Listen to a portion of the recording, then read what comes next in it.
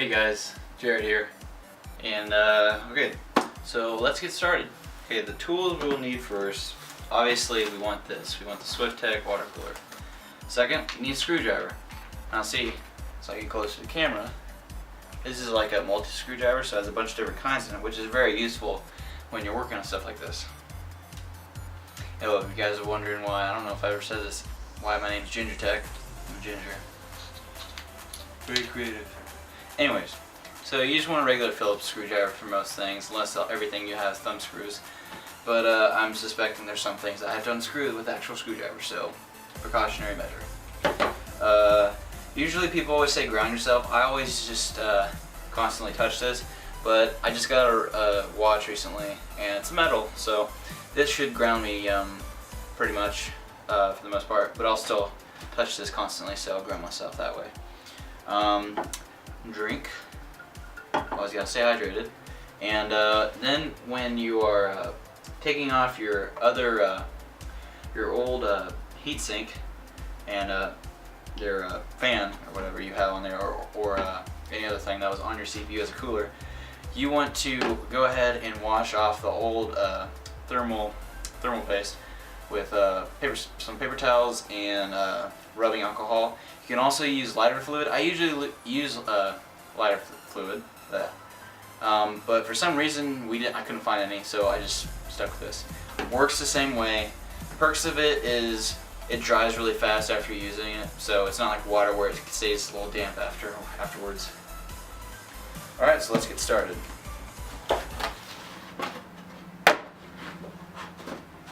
Oh, and by the way, this is just going to be a time lapse of me doing all the boring stuff, so don't worry, I'm not going to make you go through that. A little dusty, a little dusty. So there's a water block right there.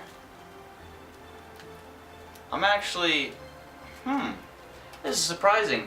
They usually put on pre-applied thermal paste, but I guess they realize most people don't use it because it tends to cause heating problems, because on most aftermarket heat sinks and stuff, they usually apply like a big circle blob of thermal paste, but see, the problem with that is that like oversaturates, I guess, like it has too much thermal paste on your CPU, so that tends to cause problems in the future with overheating. But usually you just want to use a pea-sized amount of thermal paste, and then you just kind of push it down, and that usually gets the job done.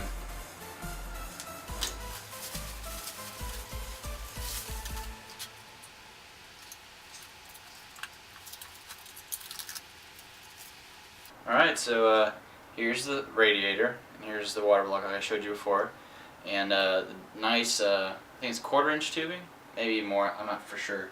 I didn't look at the specs that well.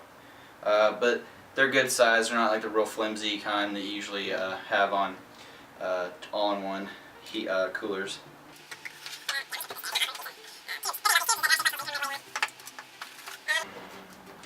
Manual. Read that in a second. Luckily, they gave us some thermal paste in this syringe, so that's good. I had some extra one on standby from my last aftermarket. I have a Cooler Master Evo 212, I believe, and I still have a little bit left from that, more than enough for just a pea size. So, but I'll use this one just because they gave it to me. They actually also gave you a not pre-install, but a PWM controller, like a fan controller. So I guess you can control your fan speeds that are connected. The fans that are connected to this can also that connect to this fan, like they control off each other, I guess. They go at the same speeds, I'm guessing. That's what my understanding of it. I've never used a PWM fan controller like this before. I've always just kind of used the ones that I have built into the case. So these are the parts. I'm assuming these are AMD brackets because I think this is Intel that's on there right now. I use the AMD Phenom 2X6 1100T, yeah. So that's like a 3.4 gigahertz, and I overclocked to 3.8. Using this, I might actually overclock it to like 4 or 4.2 if I'm lucky. Kind of depends. AMD CPUs, the older ones at least, are a little bit more of a pain to overclock with, especially on AMD motherboards. They're not as easy as Intel. So that's one downfall, but they might have gotten better in the future. I wouldn't doubt it. But yeah. Okay.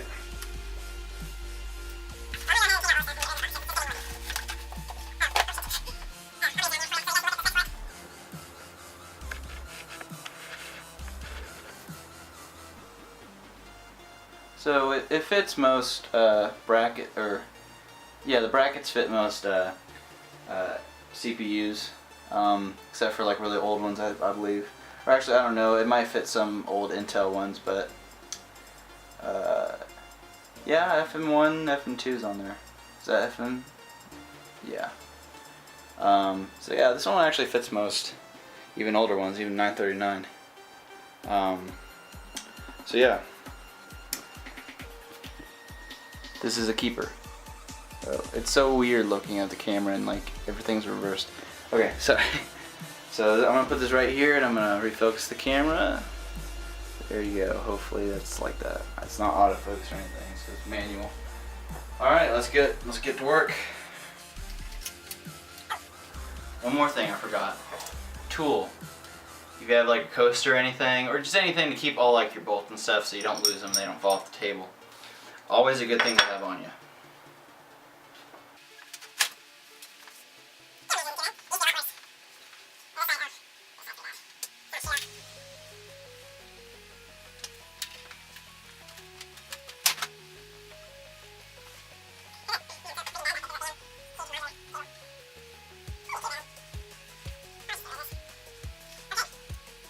So that's what I'm working with right there. So there's my 212, and there's my graphics card, there's my SSD, Cougar fan, power supply. Hopefully you guys can see that pretty well. I don't really want to bring the camera over here so I mess it up, but actually I'm going to move the camera anyways. But anyways, I'll get you a better viewpoint on how this looks from above.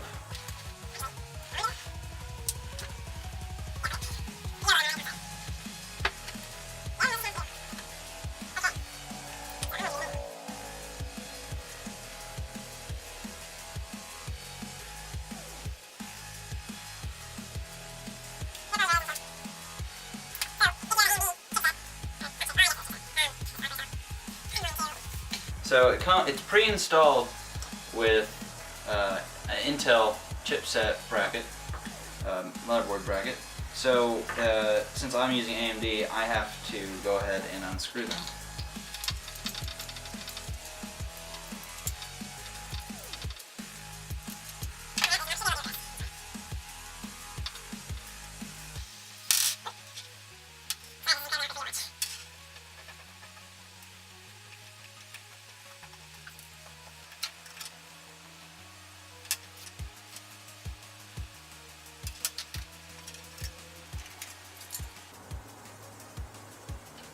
I turned off the camera so you guys wouldn't have to see me awkwardly take this out.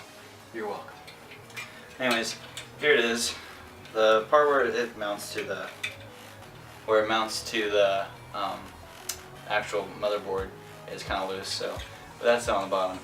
That was a pain in my ass to install because it's like spring loaded and shit, and it was bad. But it's a really good and affordable aftermarket CPU cooler. So if you don't want to water cool, or if you're just tired of your stock fan, which I wouldn't recommend doing, especially if you're into gaming, buy an aftermarket fan. Sorry, excuse me. The Cooler Master Evo 212. Very good and affordable. It goes in between, on Newegg it's like between like $28 to $30 some.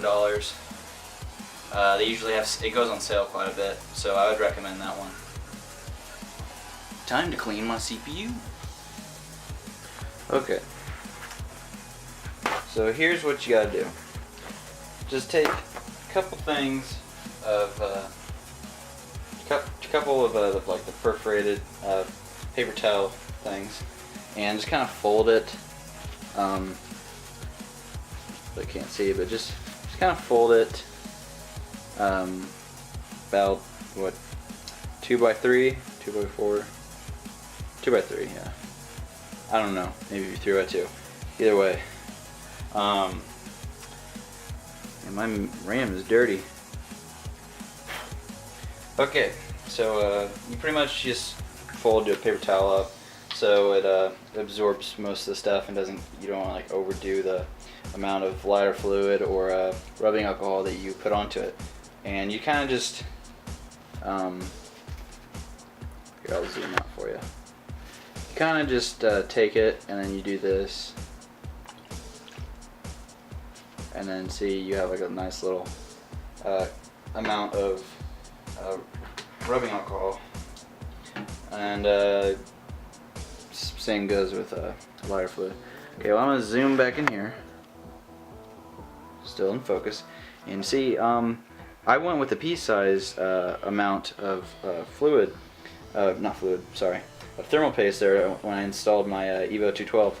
And see how it's not like a big like glob of stuff, like you can actually see it's a little bit transparent. That's a good thing. And see, a pea-size amount did that, like it spread the whole thing, but it didn't have to be like that beforehand, like how some pre-installed thermal paste or pre-applied thermal paste on some aftermarket coolers. But anyways, so you just pretty much just wipe it off and it'll look like that. It'll be gross. You're probably gonna have to do it a few more times just to get all of it off, get it nice and clean.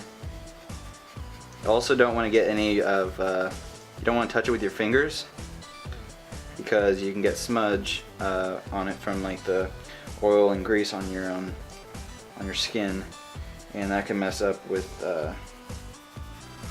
it like overheating. And I mean, you wouldn't think it would, but I think it also messes with the thermal paste. But it's just kind of a general rule to go by. Okay, see, and now I got a good amount of it off, but I'm going to go ahead and fold it to a clean side, and I'm going to do it again. It's another dose of rubbing alcohol.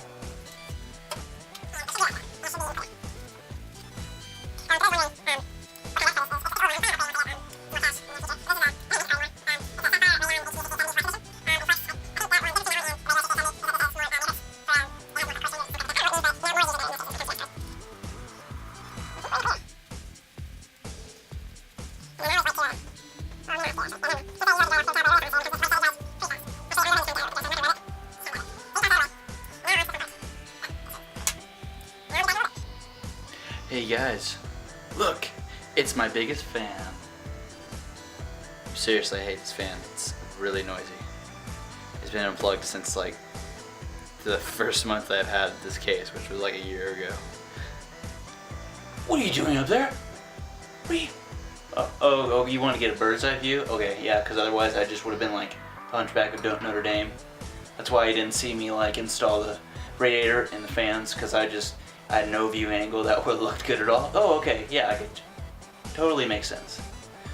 Okay, so now what we're going to do. Why am I looking in the camera? Okay, so I'm just gonna talk to you guys. So now what we're going to do is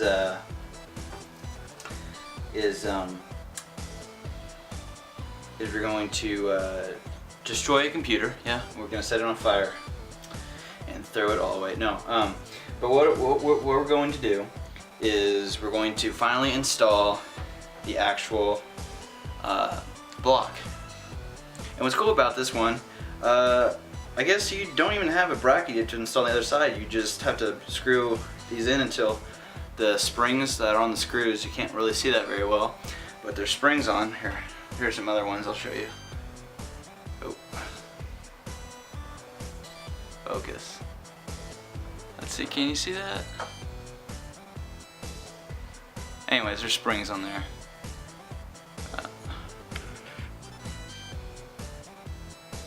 A little bit more. There you go. yeah, you just screw those in until they bottom out and where they can't screw anymore because it's a spring. Alright. Well, now is finally the time where we peel off the protectant plastic off of the block. And if I can find the thermal paste, here it is. We apply the thermal paste, take off the cap. Actually, I have to lay this down because I forgot to take off the cap. Alright. And now you may be wondering, well, do I apply it to this or do I apply it to that? You almost always, I don't even know why you would, but you always apply it to the actual CPU. So I'll get a nice zoom in. Actually, that's all as I can go because it's kind of high up on a tripod. But you guys can see, right? Yeah, okay. So you just want to go in the center. I'm going to hold it with both hands just so it stays out.